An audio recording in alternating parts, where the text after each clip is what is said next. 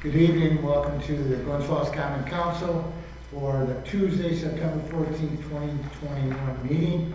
And this evening, Ms. Reed will lead us for the Pledge of Allegiance. I pledge allegiance to the flag of the United States of America and to the republic for which it stands, one nation, under God, indivisible, with liberty and justice for all.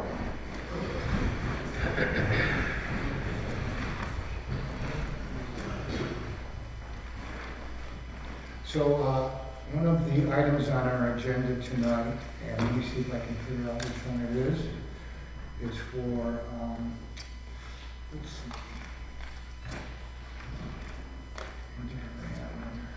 It's for the replacement of our water filters at the plant, and we have a member from, well, actually Representative Roger Linder of Suez, and I figured I'd let him get out of here, so why don't you come on up and explain to the Common Council about what we're going to be doing up there. Number 14, Number 14.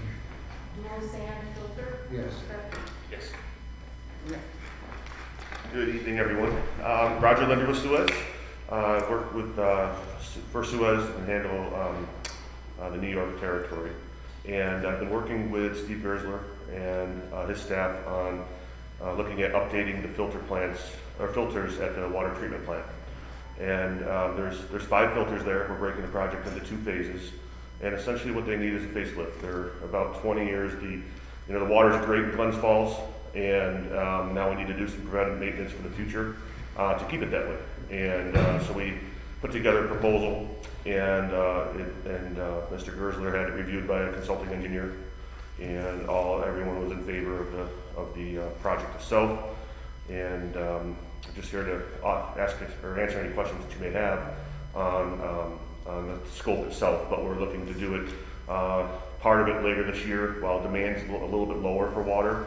People aren't watering their yards in November, and then carrying through the winter. And so we'd have it all wrapped up if everything goes well, which we anticipate it will, before spring of 2022. And you guys will be back and ready for high demand season again.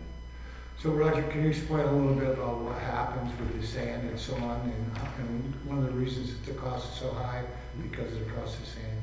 Yeah, so essentially the filters help purify the water, right? So there's different phases of where the water travels through the plant, and in this area, there's sand in these filters, and so basically the sand is about 19 years old, and normally, every plant's a little bit different, but the rule of thumb is after 20 years you need to replace it.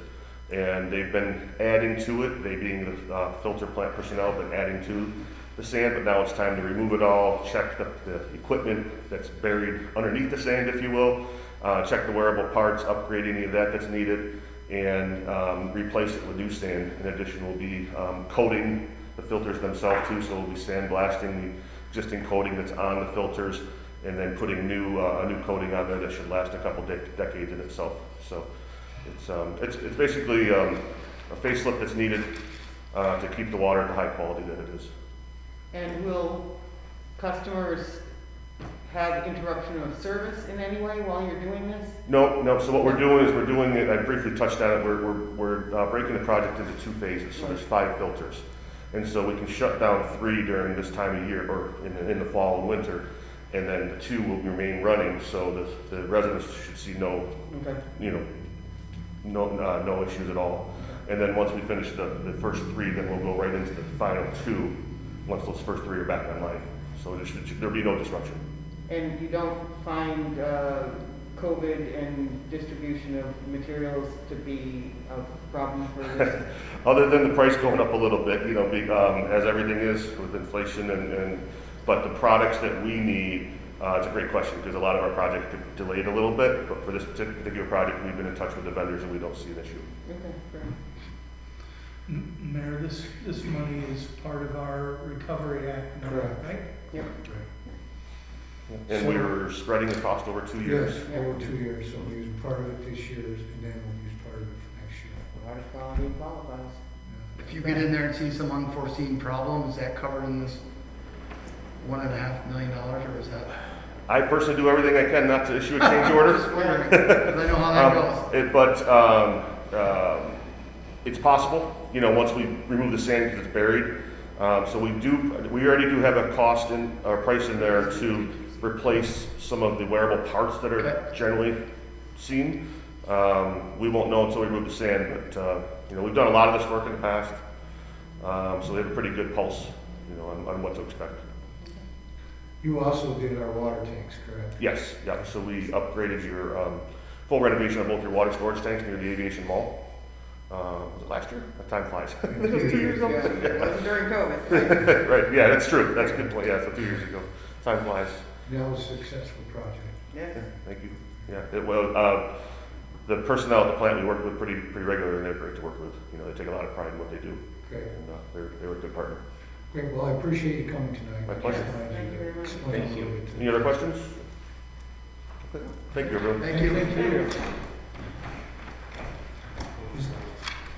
Any public comment? Is there anybody from the public that would like to address the common council? Seeing that there's none, committee reports, Ms. Reed. The Personnel Committee began negotiations with our union this evening, and we anticipate doing that again and again. Thank you. Thank you. Yeah. Mr. Campanella. No report. Mr. Collins. The sustainability project, so I believe we're through the majority of the city with LED lights, and so the next details that we're working on is the parking sensors in 150 locations right in our downtown area, so we can start to collect data. And so we're in the starting our meetings to discuss the details of that. They kind of got broken into two separate projects because of the difficulty with getting gateways established to read the data from the parking sensor. So we think we've got a solution. We're working on it. We'll keep you posted as we progress through that second piece. All of these sensors, as well as the lights, are in the original contract. So we're still saving a little bit of money for the next several years, and we'll save a lot of money after about 12 years. We'll save over $250,000 a year for the remainder of the life of the lights. So that's where we are. I don't know if you have all gotten positive, hopefully, feedback about the LED streetlights or none. I know in my neighborhood they really aren't noticeable. Yeah, that's a good thing. Most people don't realize that we've got new lights that are reusing a whole heck of a lot less energy, and it's great. And we do have a few new lights throughout the city that we've identified too, and most of them are in. Okay. And the parking sensors will do what, Bill? Parking sensors will help us to understand where we have parking problems, who's parking. We have right now the law that says you can always park 2 hours in a spot, and we know that people are parking all day in those spots. And Why are you looking at me, Bill? So we also need a parking plan, right? We need to start to look at it, and this will allow us to get the data to understand how our parking patterns are downtown, so we can decide how to best move forward. Okay, good. Thank you. Ms. Farmer. The technology committee met twice last week with StoreTech. We implemented kind of a roadmap for upgrades that we would like to do periodically, and we were checking in with them to see how we're doing and what we should budget for going forward. So we will probably have some items coming forward on our agenda for some technology and security upgrades. But we had several department heads present, and it was a good meeting, productive. Great. Yeah. Excellent. Good. Mr. Amber. I have none. Mr. Clark. Because the personnel committee met before the common council meeting, which Bill and I are a part of, we did not have our special projects committee meeting, and so they will be taking place after our council meetings until we have a contract. So, but hopefully we'll be done very shortly with our special project meetings regarding the taxis. So tonight after this meeting, we'll be having our special projects committee. Great, thank you. Okay, so we'll go to voice vote. Is there anything under voice vote that you'd like to pull for further discussion? Number one is a resolution approving the minutes of the August 23rd, 2021 meeting of Glens County Council. Two is a resolution approving the August 2021 monthly report of the City Clerk Parking Violations Bureau. 3 is a resolution approving a request to use city streets, sidewalks, or public rights of way as recommended by the Board of Public Safety and listed on the attached. 4 is a resolution approving Warren County EDC's request to use Kramer Park for a disc golf charity tournament to benefit the Ed Bartholomew Scholarship Fund on September 17, 2021, from 8 a.m. to 6 p.m. So moved. Second. All in favor? Aye. How about roll call vote? Is there anything you'd like for further discussion under roll call vote? 5 is a resolution authorizing the controller to decrease general fund expense line A67020-2500 recreation and other equipment by $2,552.46. A670204317 recreation first aid by $100. A67020-4479 recreation and other contracted services by $2,000. A67021-4404 recreation local conventions and training by $100. A67021-4487 recreation local other professional services by $4,000. A56989-4479 economic development other contracted services by $5,000. And A11990-9000 contingency by $12,000, increased general fund expense line A67020-1000 recreation personal services by $25,752.46. Number 6 is a resolution authorizing the controller to increase general fund revenue line A009999-2702 city historian revenue by $3,185 and increase general fund expense line A67510-4300 city historian supplies by $3,185 to reflect funds remaining in these lines as of 12/31/2020. 7 is a resolution authorizing the controller to increase general fund revenue line A009999-2707 PAL revenue by $80, increase general fund expense line A22990-4479A, the PAL program by $80. 8 is a resolution authorizing the controller to increase general fund expense line A1099001-9000 interfund transfer other funds by $1,230,053.99 and increase general fund revenue line A009999-4089 federal aid by $1,230,053.99. 9 is a resolution awarding the bid for City Hall roof replacement CGF 2106 to Titan Roofing, a low responsible bidder at a bid price of $814,000 and authorizing the mayor to enter into a contract with Titan Roofing in the form approved by the city attorney. 10 is a resolution authorizing payment of one deferred loan approved by the Project Review Committee created by the Greater Glens Local Development Corporation under the City Small Business Recovery Fund, the SBRF, created to help small businesses in the city of Glens Falls prepare for, prevent, and respond to COVID-19 with funding provided by the U.S. Government of Housing and Urban Development through an allocation of CDBG-CB and CDBG-CB3 funding enacted under the CARES Act and previously adopted by the Common Council. 11 is a resolution approving community development annual payments of $14,391. 12 is a resolution approving deferred loan award for CDBG case file CDBG HB002 in connection with the City of Glens Falls Gateway Home Ownership Program. 13 is a resolution approving deferred loan award for CDBG case file CDBG HB-003 in connection with the City of Glens Falls Gateway Home Ownership Program. 14 is a resolution approving dual sand filter renovation project as recommended by the Water and Sewer Commissioners and amended the scope of work to the Suez Water Plant Maintenance Contract in the amount of $1,576,508. 15 is a resolution approving procurement policies to be followed by the City of Glens Falls with respect only to the recipient of certain federal funding awarded by the U.S. Department of Housing and Urban Development, including but not limited to the Entitlement Community Development Block Grant CDBG program and the Home Investment Partnership Program, the HOME program, in connection with all other applicable procurement and purchasing policies in NYS General Municipal Law. 16, resolution approving an encroachment permit as approved by Mayor Dan Hall on September 2nd, 2021, subject to retroactive town council approval for City Code S 189-19B for Mary Ellen Bernard, 9 Vanderheiden Street, replacement of storage by in front of the residence from the current date through September 15th, 2021.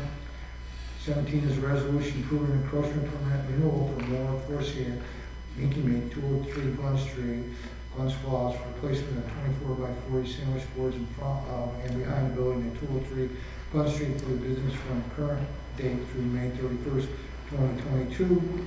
18 is a resolution authorizing the mayor to enter into an agreement with CT Mail Associates for preparation and submission of the 2021 home grant application on behalf of the city of Glens Falls. 19 is a resolution authorizing the mayor to enter into a contract for the sale of city-owned property at 43 Sagamore Street, tax map number 303.13-3-11 to Tom Elliott for $65,000 for Chapter 38 of the Code of the City of Glens Falls, with buyer responsible for all closing costs. 20 is a resolution authorizing the mayor to enter into a contract for the sale of city-owned property at 107 Dix Avenue, tax map number 303.13-22-13.1 to James Benedetti for $30,000 for Chapter 38 of the Code of the City of Glens Falls, with buyer responsible for all closing costs.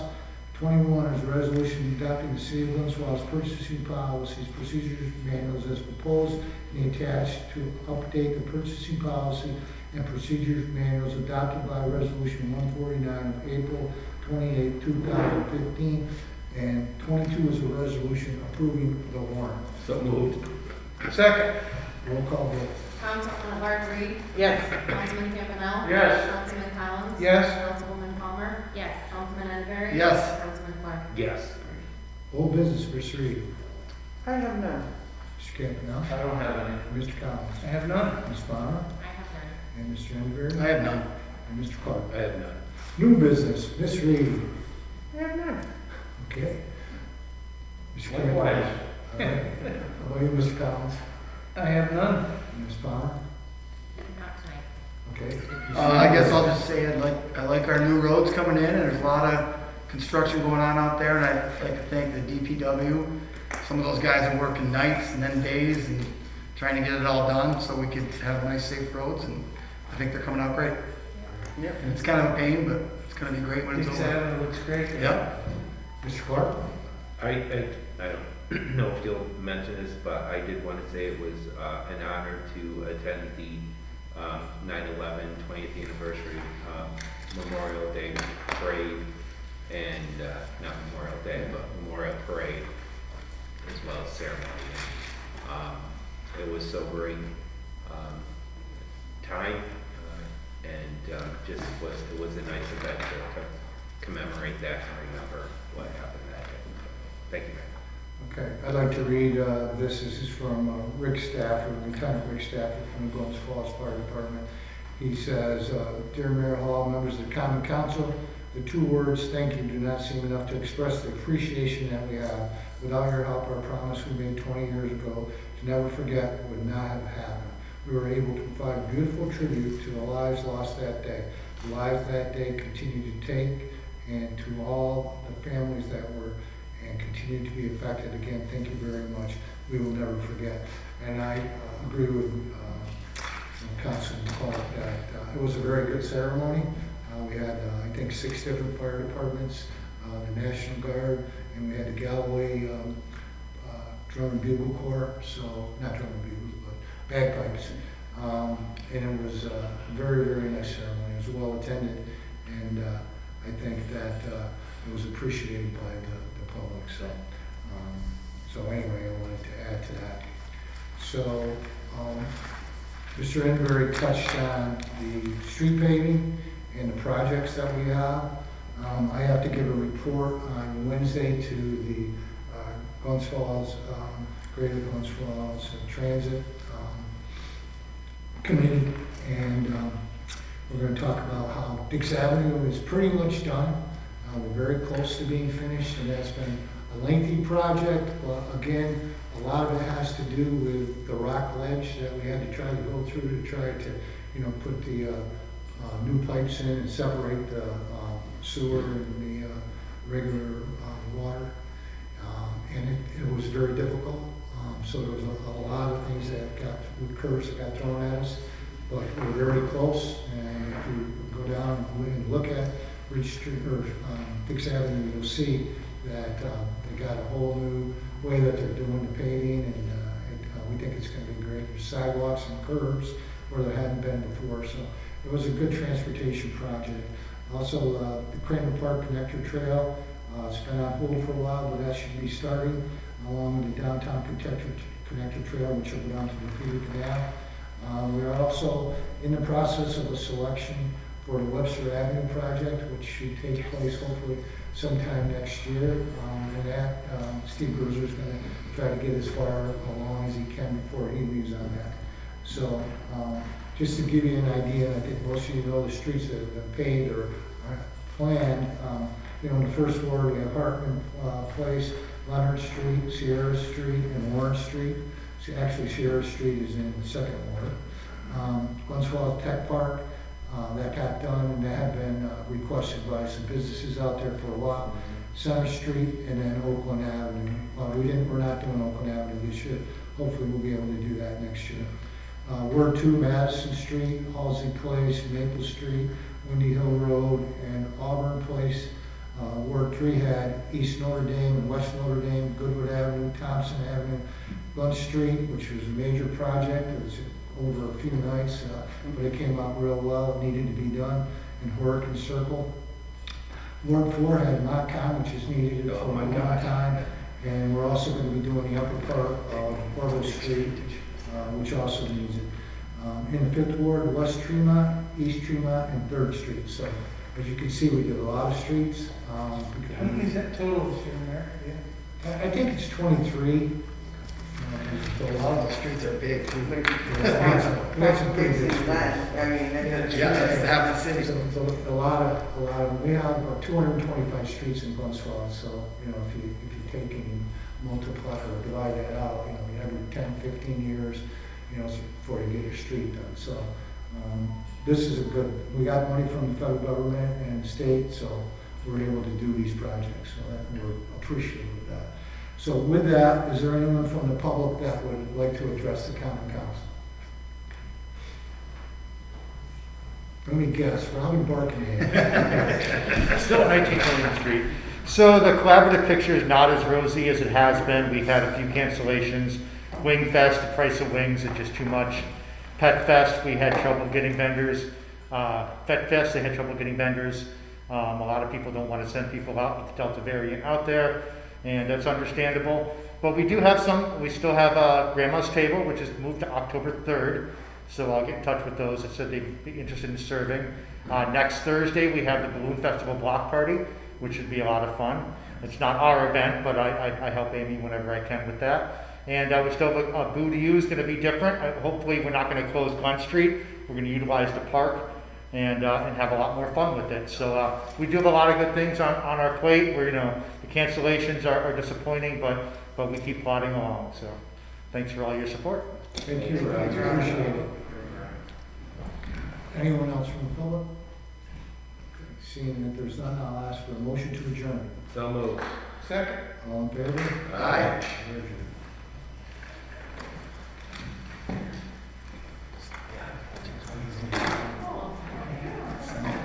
Not too bad.